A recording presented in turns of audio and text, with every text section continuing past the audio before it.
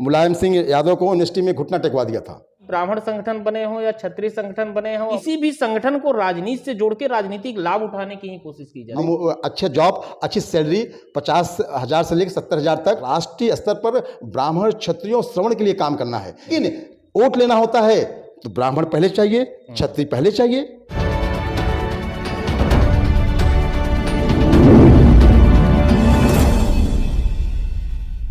नमस्कार, मैं हूं हरीश सिंह और आप देख रहे हैं ह्यूमन टुडे। आज हमारे साथ सीधी बात में शामिल हैं अखिल भारतीय ब्राह्मण क्षत्रिय सवर्ण फेडरेशन महासभा नई दिल्ली के राष्ट्रीय अध्यक्ष अनिल जनार्दन उपाध्याय जी। अनिल जी जौनपुर जनपद के रहने वाले हैं, लेकिन इनका अधिकतर समय मुंबई और दिल्ली में बीतता है।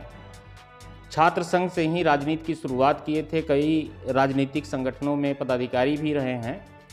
अभी ये ब्राह्मण और क्षत्रिय सवर्ण फेडरेशन बनाए हैं। अनिल जी, आपका स्वागत है हमारे चैनल में। धन्यवाद हरीश भाई जी। ये अखिल भारतीय ब्राह्मण क्षत्रिय सवर्ण फेडरेशन, इसका काम क्या है? काम क्या है, पूरे हिंदुस्तान में ब्राह्मणों और क्षत्रियों का संगठन हर प्रांतों में हजारों संख्या में है और इनकी आवाज़ें कोई सुनने वाला नहीं है। क्षत्रिय अपने संगठन से बातें कर रहा है, ब्राह्मण अपने संगठन से बातें कर रहा है।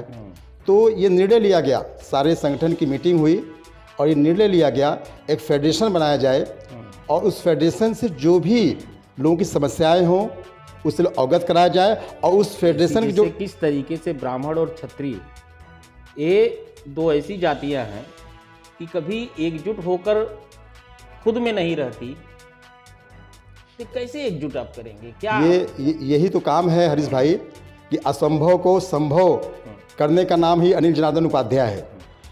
और मैं बता देना चाहता हूँ 9 फरवरी को मैं दिल्ली में था और विजुअल मीटिंग हुई। 200 राष्ट्रीय अध्यक्ष के दावेदार थे और मांडा के प्रधानमंत्री विश्वनाथ प्रताप सिंह के परिवार के सदस्य माधवेंद्र सिंह की कृपा से मैं राष्ट्रीय अध्यक्ष चुना गया।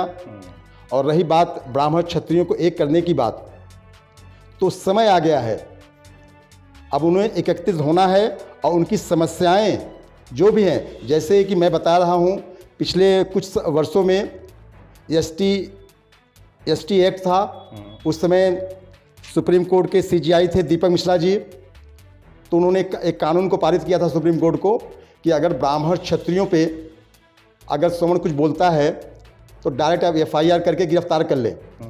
सरकार कर लेती थी, तो उन्होंने बोला भाई ठीक है आप गिरफ्तार करिए, पहले जांच कर लीजिए, अगर जांच में सही पाते हैं तो गिरफ्तार कर लीजिए। ऐसा supreme court chief justice of India Deepak Mishra ने कानून को पारित किया था।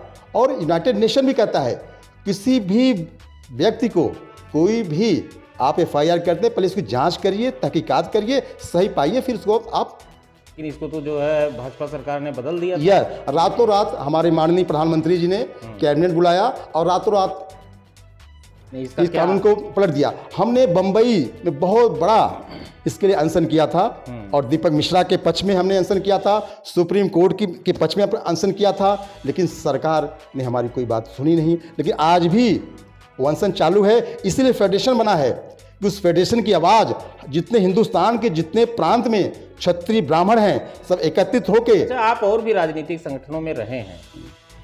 मैं बता देना चाहता हूं, मैं इलाहाबाद यूनिवर्सिटी का प्रकाशन मंत्री था, वहां से इलाहाबाद यूनिवर्सिटी का मैं NSUI का अध्यक्ष भी था और उस समय प्रधानमंत्री ये आपके चंद्रशेखर जी को हम लोग ने यूनिवर्सिटी में बुलाया था।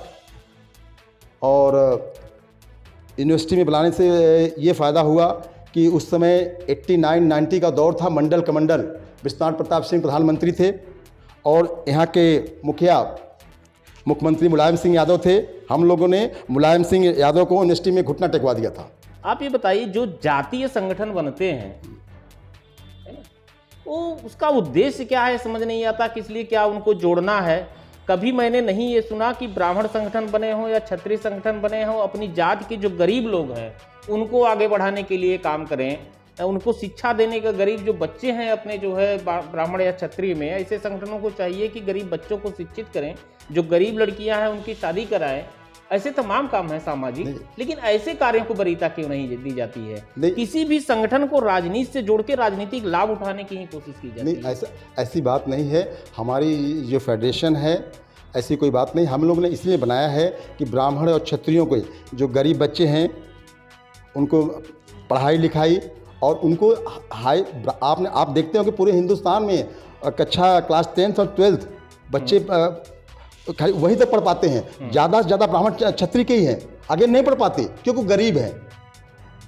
तो गरीब है तो ब्राह्मण क्षत्रिय में गरीब नहीं है। नहीं, मैं वही बोला, नहीं पढ़ पाते। उनके लिए, रोजगार के लिए हमने इंटरनेशनल शिपिंग एक वेसल है, हमारा टाइप हुआ है कि ये बच्चे जो हैं क्लास 10th के 12th के, हम उनको वहाँ से गांव से लेंगे, शहर से लेंगे, कॉलेज से लेंगे। और मैं आपके चैनल के माध्यम से कहना भी चाहता हूँ, ह्यूमन टुडे से, अगर ऐसे बच्चे हों हाई स्कूल 10th पास हुए हैं, उनको शिपिंग में रोज़गार के लिए हमसे टाई अप करें और उन बच्चों को हम अच्छे जॉब, अच्छी सैलरी 50,000 से लेकर 70,000 तक अपने संगठन के माध्यम से मैं उनको नहीं, ये तो अगर कर रहे हैं तो आप अच्छी पहल है, होना भी चाहिए। ऐसा होना भी चाहिए, क्योंकि देखिए सरकार जो योजनाएं चलाती हैं, या तो वो जो है SC ST के लिए है, OBC के लिए है, या तो फिर जो है अल्पसंख्यक के लिए है, लेकिन सवर्णों के लिए तो कोई योजना सरकार चलाती नहीं है कि उनका लाभ मिल सके। जैसे सामूहिक विवाह होते हैं, अक्सर सरकार द्वारा आयोजित किए जाते हैं, लेकिन गरीब से गरीब ब्राह्मण क्षत्रिय तो भी उसमें शामिल होना नहीं चाहता। कहीं ना कहीं उसको समाज का डर है,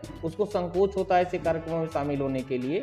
तो ऐसे जो गरीब हैं उनके लिए क्या नहीं, अभी हम अपने संगठन के माध्यम से मैं कन्यादान विवाह का आयोजन राष्ट्रीय स्तर पर करने जा रहा हूं कि जो हर प्रांतों में हमारे जो भी अभी नवनियुक्त प्रदेश अध्यक्ष होंगे, सबको निर्देश रहेगा कि कन्यादान का विवाह का आयोजन करें। और जो भी ब्राह्मण क्षत्रिय जो बेचारे दबे हुए हैं, शर्म से समाज में आ नहीं रहे हैं, उनको फ्रंट पर लाइए और शादी विवाह का आयोजन करिए। और हमारे संगठन के माध्यम से जो खर्चा रहेगा, हमारा संगठन के माध्यम से खर्चा को निर्वाह किया जाएगा।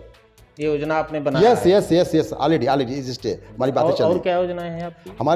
हमारी बहुत सी ऐसी योजनाएं हैं। अभी तो मैं 9 फरवरी को नियुक्त हुआ हूं, तो हमारी भी राष्ट्रीय कार्यकारिणी की मीटिंग होने वाली है। तो और बहुत से ढेर सारी योजनाएं हैं जो कि हम वहां अपने राष्ट्रीय कार्यकारिणी में डिस्कस करके हम एक वो बनाएंगे, मुझे किस किस मुद्दे पर राष्ट्रीय स्तर पर ब्राह्मण क्षत्रियों श्रवण के लिए काम करना है। जैसे कभी भी आप देखिए, कोई भी सरकार आती है बैकवर्ड, पिछड़ी, वो बोलती है ब्राह्मण क्षत्रिय अगड़ी स्वर्ण की सरकार, ऐसे कभी नहीं बोलती। लेकिन वोट लेना होता है तो ब्राह्मण पहले चाहिए, क्षत्रिय पहले चाहिए। क्या हम आप सरकार हमें यहाँ पे यूज करेगी? हम यूज किए हैं। यूज तो जहाँ संगठन नहीं होता, जो लोग संगठित नहीं होते उन्हें यूज ही किया जाता है। तो ब्राह्मण क्षत्रिय असंगठित होते कहाँ हो? तो असंगठित है ना। सब अपने अपने अलग अलग नेता हैं, उनके अलग अलग तरीके से जो है हरीश भाई, अब समाज डिजिटल इंडिया हो चुका है, हम सब चेत चुके हैं। उस समय क्या था, डिजिटल नहीं था, लोग बातें से करते थे, तो अभी हर आदमी चेत हो गया, अब सब संगठित हो गए हैं।